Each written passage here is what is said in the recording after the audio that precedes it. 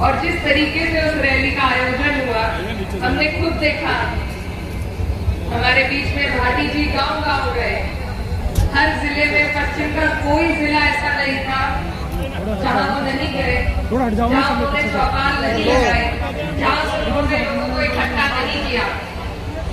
तो ये जो नया दौर है इसमें इसी तरीके से हमें लोगों में ऊर्जा भरनी पड़ेगी।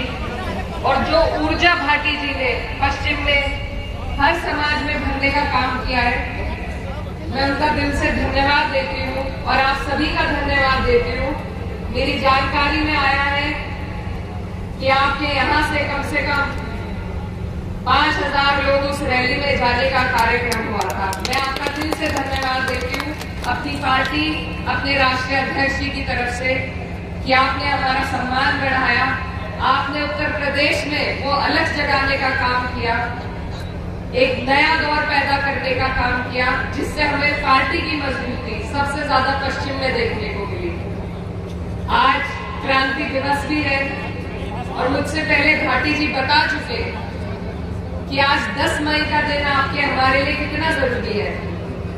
आज ही के दिन उन अंग्रेजों ने जिन्होंने हम पर 200 साल राज किया, आज ही के दिन उनके खिलाफ सबसे पहली क्रांति का दिन धन सिंह कोतवाल जी के नेतृत्व में शुरू हुआ था।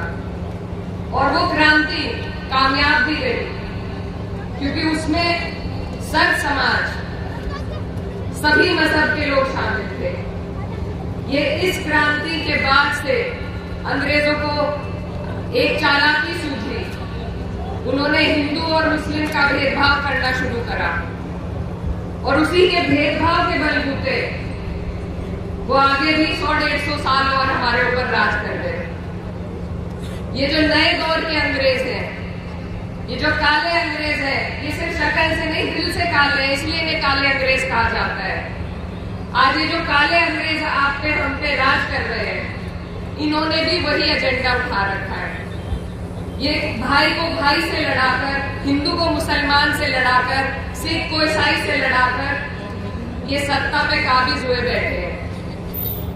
तो इनको इनका अगर कोई तोड़ हमारे और आपके पास है, वो यही खूबसूरत कार्यक्रम है जिसमें हिंदू और मुसलमान भाई कंधे से कंधा मिलाकर एक साथ बैठा हुआ है। आज आपकी और हमारी, हिंदू भाई की और मुसलमान भाई की जो समस्या है वो सभी समान है। यहाँ सभी लोग काश्तकार हैं। इन्होंने कई साल धरना देने के बाद इन्होंने हमारे गन्ने का दाम बढ़ाया, लेकिन आज भी उत्तर प्रदेश में सबसे कम गन्ने का दाम है। आसपास के जितने भी इलाके हैं आप उनमें देख लीजिए। तो ये लोग आपका हमारा फायदा नहीं चाहते।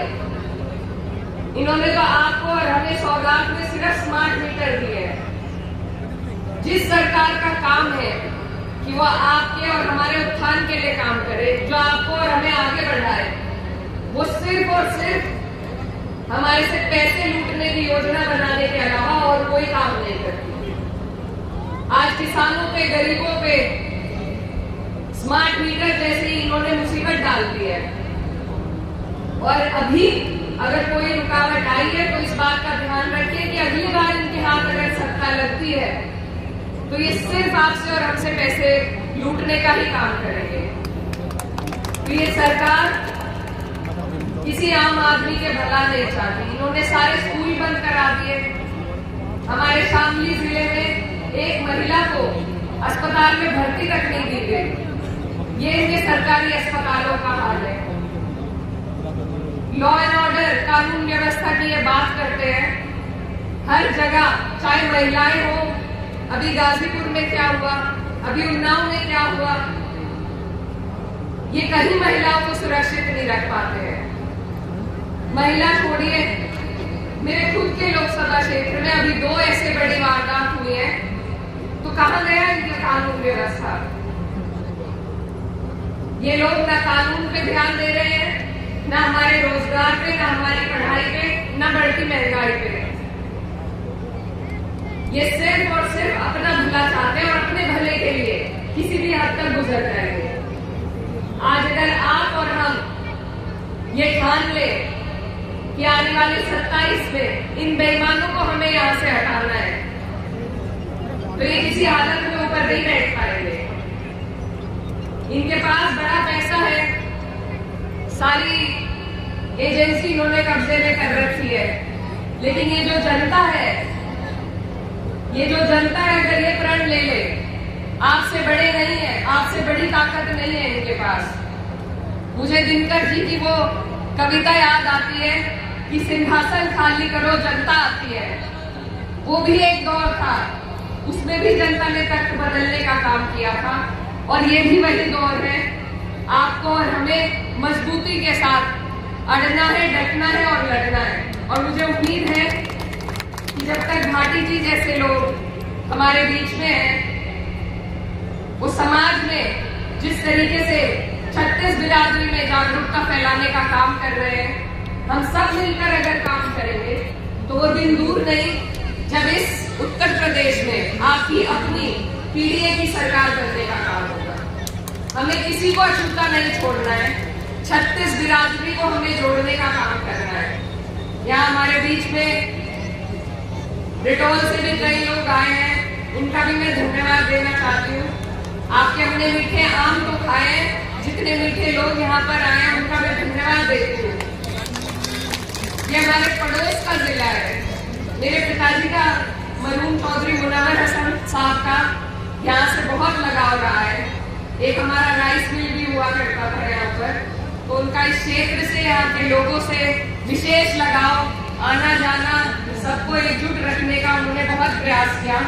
और आज मेरा सौभाग्य है कि मुझे आपके बीच में आने का मौका मिला। मेरा घर, हम चाहे सरकार में हो या ना हो, हमारा घर आप लोगों के लिए हमेशा खुला है और खुला रहेगा। यहाँ जो जितने भी लोग हैं, कई लोग मेरे पास आते भी हैं, और मैं हर जुमेरात को अपने घर पे बैठती हूँ। आसपास के इलाके के, हमारे उत्तर प्रदेश के बाहर के सभी लोग आते हैं। कोई भी आपका ऐसा काम जिस लायक हम आपको लगे, आपके काम आ सके, तो मेरा घर आपके लिए खुला है। आप हर जुमेरात को मेरे पास आके अपनी समस्या बता पाएंगे। हमारे बीच में भाटी जी है, हम वो लोग नहीं है। हम, भाटी जी बता रहे थे कि पसीना आ रहा है, हम किसान की औलाद है, हम वो लोग हैं जो मेहनत जानते हैं।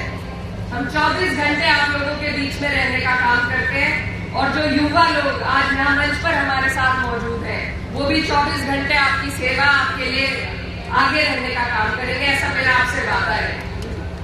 हमारे राष्ट्रीय अध्यक्ष जी आदरणीय अखिलेश यादव जी जिस तरीके से हर समाज को, 36 बिरादरी को जोड़ने का काम कर रहे हैं, उन्होंने पीडीए का नारा दिया है, और पीडीए में हर वो व्यक्ति शामिल है जो शोषित है, जो वंचित है, जो पीड़ित है। आप सबकी ये सरकार बनने वाली है, लेकिन आप इनके बहकाए में ना आए, अपने मनोबल को मजबूत करें। मैं जानती हूँ पश्चिम बंगाल के जो परिणाम आए हैं, उससे सभी के मनोबल पे फर्क पड़ा है, लेकिन उत्तर प्रदेश में और पश्चिम